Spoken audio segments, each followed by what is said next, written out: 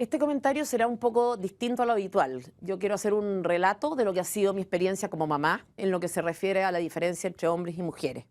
Quiero ofrecer un testimonio.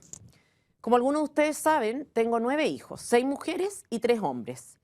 Y recuerdo que una de las cosas que me sorprendió desde que eran muy niños es que las diferencias de sexo empezaron a hacerse patentes entre los 8 meses y el año. Mientras los hombres eran capaces de arrastrarse, porque ni siquiera caminaban, para alcanzar una pelota, las mujeres miraban el espectáculo con total pasividad, como si no entendieran qué clase de atractivo podía tener una esfera que gira. Yo misma hasta el día de hoy no lo entiendo. Y si mis hijos, hombres, gozaban armando legos, mis hijas preferían jugar a ser profesoras o mamás. Compartían las muñecas, es cierto, pero no la forma de entretenerse con ellas. Las niñitas las acunaban, sus hermanos las tiraban desde la ventana del segundo piso para ver si podían volar. Cuando los bañaba, muchas veces a todos juntos, la entretención máxima de los hombres consistía en arrancar de la tina y correr sin ropa por la casa. Eran unos pequeños exhibicionistas. Las mujeres, en cambio, reclamaban por tener que bañarse con sus hermanos. Eran contrarias a la promiscuidad que yo favorecía. Las feministas dirán que mis hijas crecieron bajo la opresión de los estereotipos heteropatriarcales y que mis hijos deben ser unos machistas cuya violencia de género fue avalada desde su más tierna infancia por su propia madre. No es así, son encantadores. No pido que me crean, pero soy objetiva. La verdad es que las preocupaciones que yo tenía en ese periodo de mi vida eran bastante simples. Se trataba de lograr que mis hijos sobrevivieran. Eso principalmente, protegerlos de sí mismos. Y luego que desarrollaran sus talentos, que cultivaran sus intereses. Nada más. Jamás pensé que en mi familia hubiera 3 pervertidos porque les gustara deambular desnudos por la casa cuando eran chicos. O que estaba ante potenciales maltratadores de mujeres por el hecho de que hubieran descuartizado a una que otra muñeca, cosa que de hecho ocurrió. Jamás lo pensé y de hecho estaba en lo correcto. Son niños extraordinariamente respetuosos, normales. Últimamente, y a propósito de esta obsesión de reprimir cualquier forma de espontaneidad, me he preguntado qué fue lo que pasó, cómo es que llegamos a la tontera de calificar de agresivos o de violentos hasta los gestos más inocentes.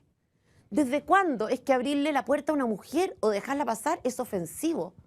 ¿Desde cuándo es que hablar de mi mujer es denigrante?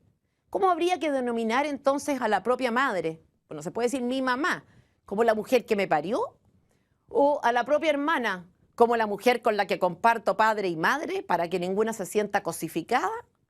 ¿No sería mejor hacer que quienes se sienten afectadas por cuestiones como esta se hagan ver, en lugar de pretender que una sociedad entera camine al ritmo de una susceptibilidad que, lamento decirlo, pero es cierto, alcanza niveles enfermizos?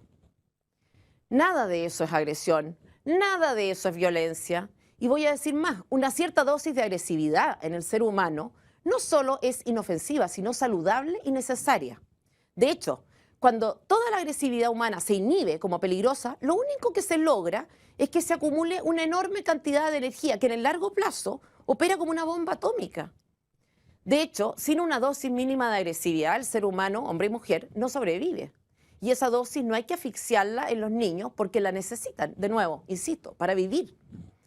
Por otra parte, uno se pregunta también, ¿no es verdad que la agresividad masculina, en dosis socialmente aceptables, obvio, es atractiva para la mujer? De lo contrario, no entiendo cómo se explica el éxito que tuvo en las mujeres la novela 50 sombras de Grey, que en el fondo relata un fenómeno sadomasoquista.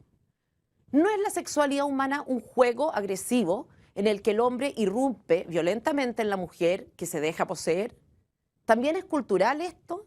Y si es cultural, ¿por qué los animales funcionan casi siempre con la misma lógica?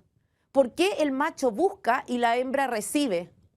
La violación y el abuso sexual son inaceptables, pero ¿qué relación hay entre conductas anómalas como esa y el hecho de pretender, como pretenden las feministas, que los hombres tengan que pedir permiso notarial para hacernos una insinuación, no sé, que no nos miren por más de 3 segundos, so pena de ser calificados de agresores?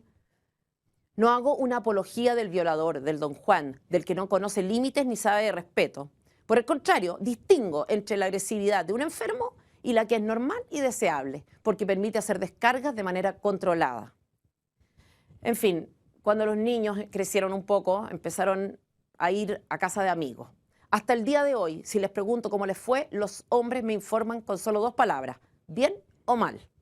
Las mujeres, en cambio, proporcionan una cantidad de detalles y elaboran una cantidad de interpretaciones difíciles de asimilar, y eso que soy mujer. En lo que se refiere a los libros, mientras ellos se interesaban por relatos de aventura, de acción en el fondo, a ellas les atraían las novelas intimistas, las que se hacían cargo de los problemas más profundos del alma humana. Y la verdad, no veo en nada de lo que he dicho un menoscabo. No creo que construir un puente sea más valioso que cuidar a un enfermo. Tampoco creo que estar en el Congreso sea más meritorio que hacerse cargo de una familia.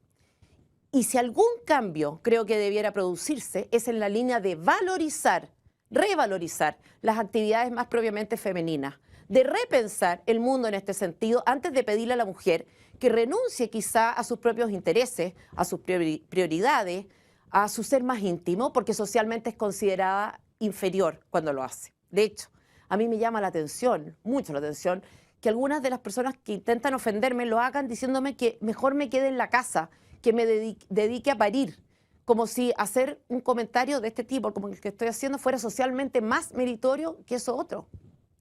El feminismo, en el fondo, es una versión renovada del machismo, una forma autodestructiva de exaltar lo masculino, de decirle al hombre que lo que él es, que lo que él ha hecho a lo largo de la historia es muy superior a lo que hemos hecho las mujeres.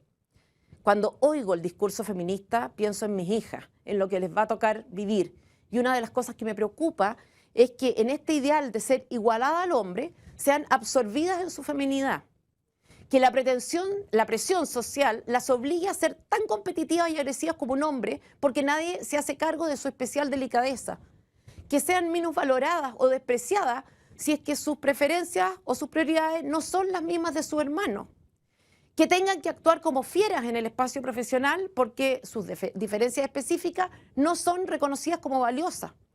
Que tengan miedo de decirle al hombre que las quiere, que necesitan ser protegidas para no parecer débiles. Que no se atrevan a reconocer que el sexo casual es para ellas algo tremendamente frustrante, porque ser distintas a ellos pasó a ser considerado como una deficiencia. Definitivamente, el feminismo, casi en todas sus versiones, es una nueva forma de machismo, un machismo renovado, una manera en la que el hombre absorbe y anula a la mujer en lo que le es propio y diferenciador.